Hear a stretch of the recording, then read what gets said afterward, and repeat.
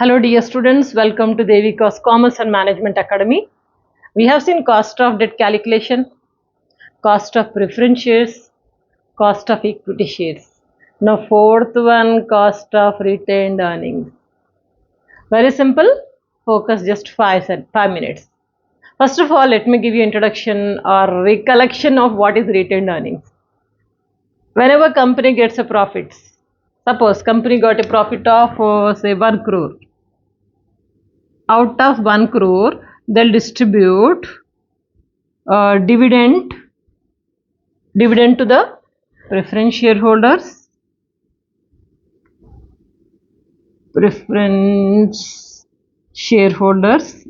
and they'll distribute interest to the debenture holders. After distribution, suppose say 50 lakh is left, not 50, 80. This portion will be very less. So 80 lakh is left out of 1 crore. Now out of 80 lakh, they wanted to keep some amount as retained earnings. 80 lakh they are not going to distribute to the equity shareholders. No, they never do such kind of blunder. So out of 80 lakh, they want to keep, say for example, 50 lakh as retained earnings. 50 lakh retained earnings. Retained earnings means future if anything happens, this amount is going to be useful. 80 lakh, out of 80 lakh, 50 lakh, they kept it as retained earnings. Now how much is left? 30 lakh. This 30 lakh will be given to the equity shareholders in the form of dividend. Hope you remember this entire process. Now let me come to the question is that retained earnings are in the company itself only. From the profits, they have taken some amount, some portion as retained earnings. They kept it. Where is the question of calculating retained earnings? Why do we calculate retained earnings when company kept 50 lakh rupees? Why do we calculate? I'll give you the reason. If company has distributed this, even 50 lakh is also to the equity shareholders. Let us assume no retained earnings. If 50 lakh is also distributed, means total 80 lakh is distributed to the equity shareholders. Then what happens? Assuming that equity shareholders are reinvest in the same company.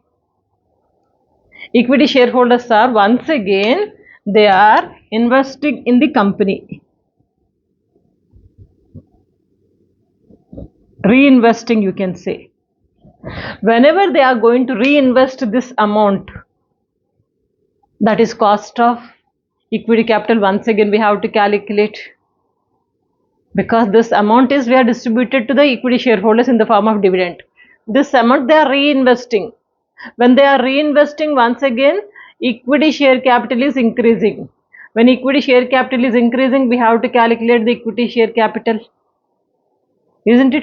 In that way, if we distribute, what would be the equity share capital? So that calculation is calculation of retained earnings. Did you follow this step? Okay. If yes, then we'll go ahead for calculation of retained earnings. You might be feeling, madam, you don't have duster. This cloth is better than duster. So I always this cloth. Some people are commenting, madam, I'll purchase a duster for you. I don't want, this is better. Anyway, now calculation of retained earnings. How to calculate? There is a formula. Formula is KR. KR means retained earnings. KD, cost of debt.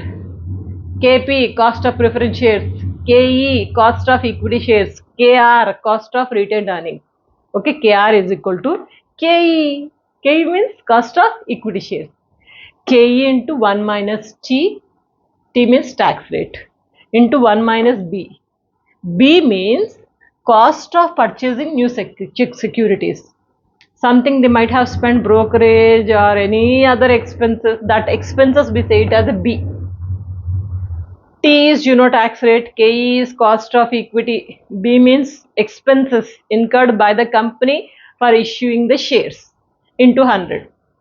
Now say the formula with me. KR is equal to KE into 1 minus T into 1 minus B into 100. Easy. KE into 1 minus T, 1 minus B into 100. Through a formula, through a problem, we'll understand. Now the problem is given here. The cost of equity of a company is 15%. Cost of equity, KE, I'll use this blue marker. KE is here 15%, cost of equity. Tax rate of the shareholder is 40%. Tax rate is 40%. T is 40%. KE is 15%. And the expenses in the form of commission.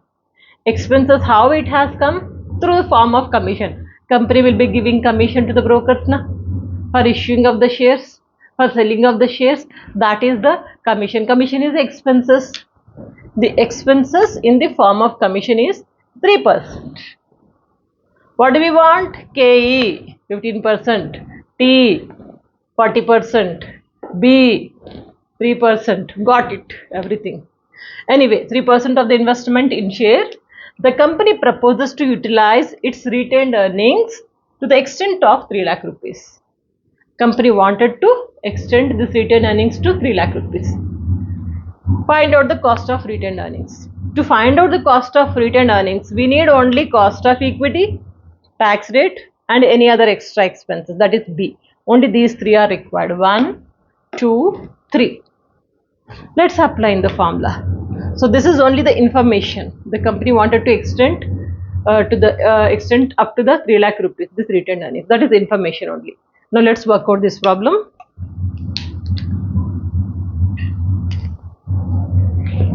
If you can pause the video, go ahead. Now KR is equal to KE. KE is 15%. 15% means 0.15, right? 0.15 into 1 minus T. Tax rate is how much?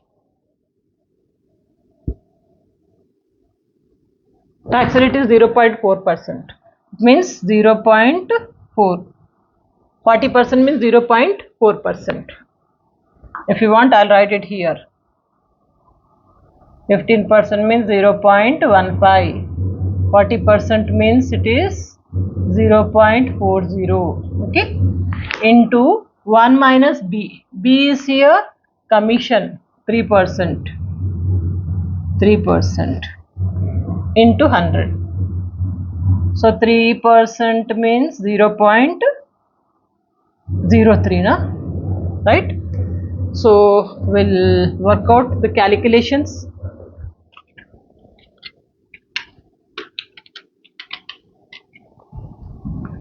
.03. Yes. Oh, sorry, I have written here this 0.03. Now, if you see the calculations, 0.15 into 1 minus 0.004 means this is 0.60, and into 1 minus 0.07 it comes to 0.97 into 100. We'll do this calculation. 0.15 into 0.60 into 0.97. This is 0.0873 into 100 comes to 8.73. Am I clear about this? Clear? If I am clear, next class will work out weighted cost of capital. Weighted cost of capital means all capital, cost of, like cost of debt, cost of preference shares, cost of equity shares, cost of retained earnings, like all these things will take out the weight on an average grand calculation, that is weighted. Weighted means all weights we are taking calculations, that we will see. Don't miss next class, very important. So far you are perfect. Take out your test book and work out few more problems. Stay connected and always practice well. Don't forget to share these videos. Good luck.